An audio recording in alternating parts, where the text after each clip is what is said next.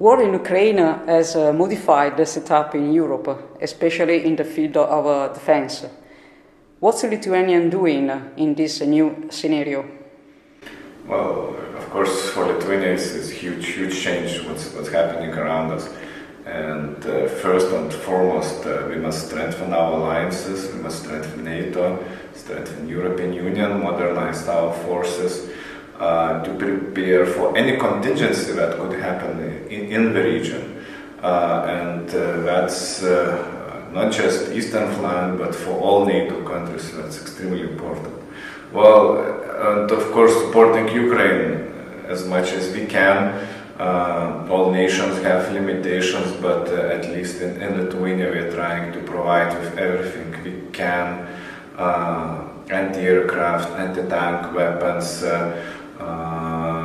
electronic warfare, and all things that are necessary, that is requested by Ukraine to help to defend Ukraine territory and defend the sovereignty of the country.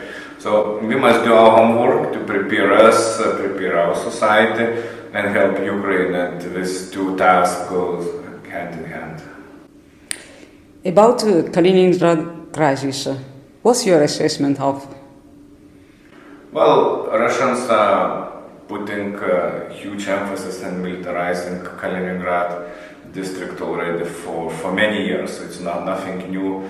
Some years ago we leaked information about tactical nuclear weapons in Kaliningrad and threatening with nukes, declaratory policy changing all the time, saying that look, we have nuclear weapons. So it's nothing new for us.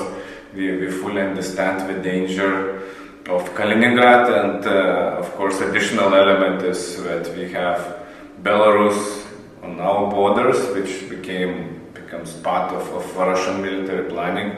So if you take into consideration Belarus and Kaliningrad together, that poses even more serious challenge to our security. So we must look at this extremely seriously. About the decision of the European Union to change the sanction about the goods through Lithuania. What do you think about that? Well, Lithuania is part of EU decision-making process, and of course we, as all European Union members, try to adhere to the rules and agreements we do at European Union level, and again, sanctions is one of the main tools that European Union has against Russia, and the same rules with few exceptions applies to Kaliningrad. So it's in our policy that we must be fully in line with European Union decision and implement those. Kaliningrad and the Suwalki corridor are two critical areas for Lithuania and for entire European Union and Western Alliance.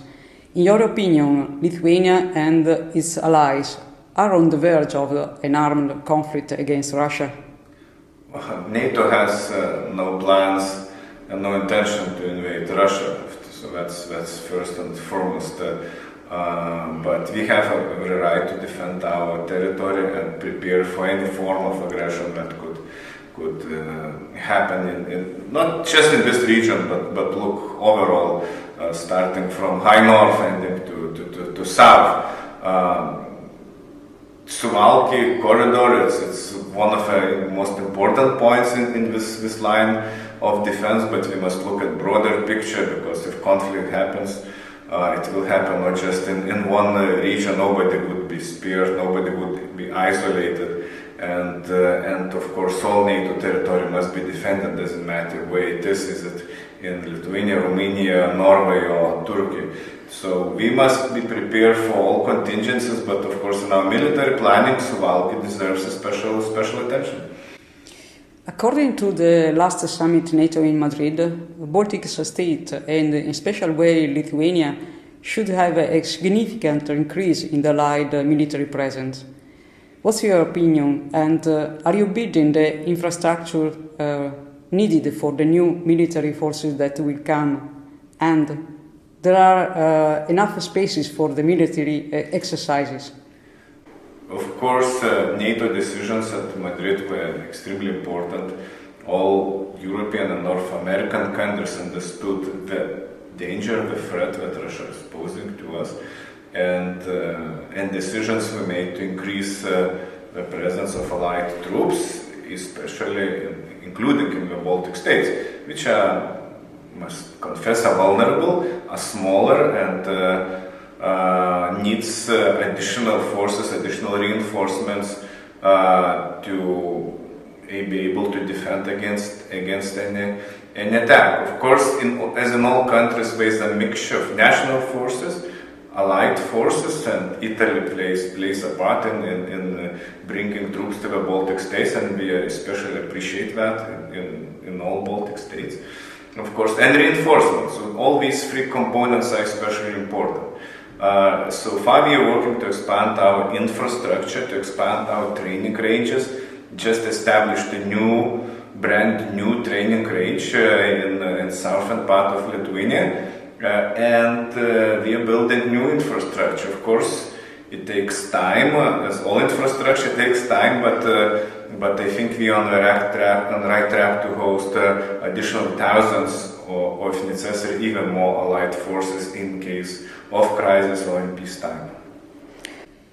We often hear about defense and deterrence. What do they mean on the ground, in your opinion? Defense and deterrence are very interlinked as a concept. You cannot deter any aggressor if you don't have credible defense.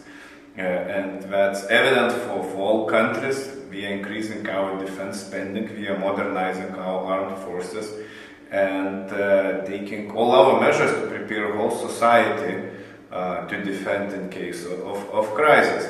Well, of course, we cannot go into the heads of decision makers in Moscow how they think, but what we know for sure that main factor of deterrence is military strength. Russians, doesn't matter who is in power, the only thing we respect is military strength and determination to fight. And that's what we are trying to do here, to build our armed forces, bring reinforcements, bring allied troops, and show how well we are prepared to defend our territory. So that's probably the main signal to all these strange people in Moscow that there is not any scenario that they can think of would be answered with enough military power. Finland and Sweden submitted their NATO membership application. How the role of Lithuanian forces change in this new situation?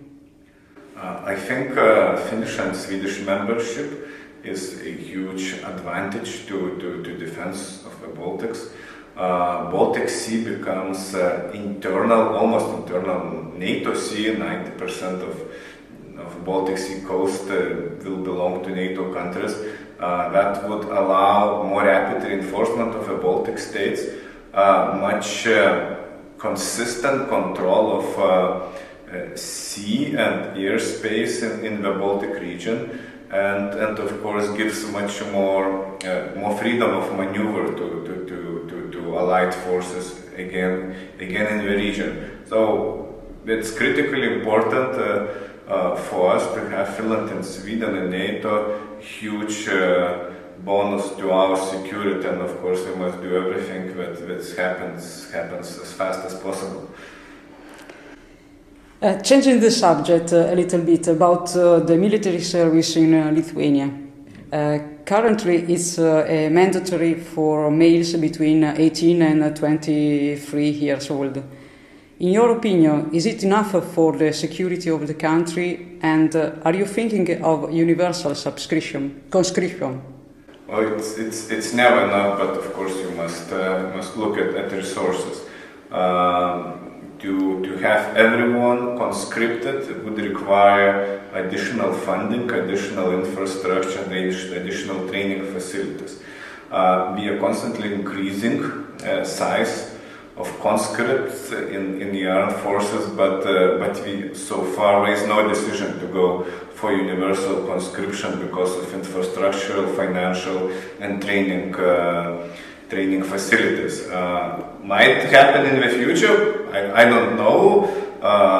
We are, I think, on a track towards that, but so far there is limited number of people we can conscript to our armed forces.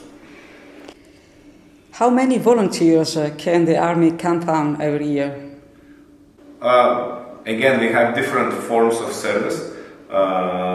We have National Defense Volunteer Force, which consists of professionals and military who are can work be in civilian life, but we go for military training more than 20 days per year. And we have again reserve, that's former military who were released from military service, but still they report to units and are obliged to help. And the third is Rifleman Union, which is voluntary organization, but again some parts of it could be used in times of crisis. So many possibilities. People can come and help to defend. They have different options and they can choose how they want to participate. Are there many women in the military services? There is no obligatory, of course, conscription for women yet. We had some discussion, we had some contradicting views on that, but I don't envisage the decision will be made in the coming years. Now the number is, I think, above 12% in military, and just recently we had first battalion commander woman. We had a ceremony just a few months ago. So women are not just increasing in size, but also in terms of responsibilities and position, which I think is very good development. In the last few months, you have decided to increase the military spending, right? Yeah. In which quantity? We have currently our defense budget is about 2.5% of GDP, and we are constantly readjusting the numbers according to GDP projection. And new money goes to modernization, to acquisition of new system, and of course of replenishment of stocks, which is extremely important. That's not just our problem; it's common European problem, and we must do much more to have more stocks available in times of crisis. So ways will to keep up 2.5%. Politicians discuss about 3% as well. I hope some agreement will be found to go above 2.5% of GDP. Just an extra question. You have had many attacks by hackers in these last few months. What are you doing to face these attacks?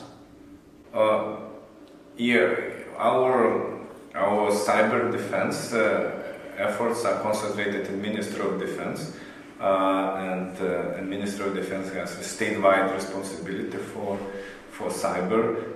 Of course, these attacks happen every day in all countries, but during last month we witnessed additional attacks. Some of them were not extremely sophisticated, but some of them were organized, and we know who these people are and to whom they belong.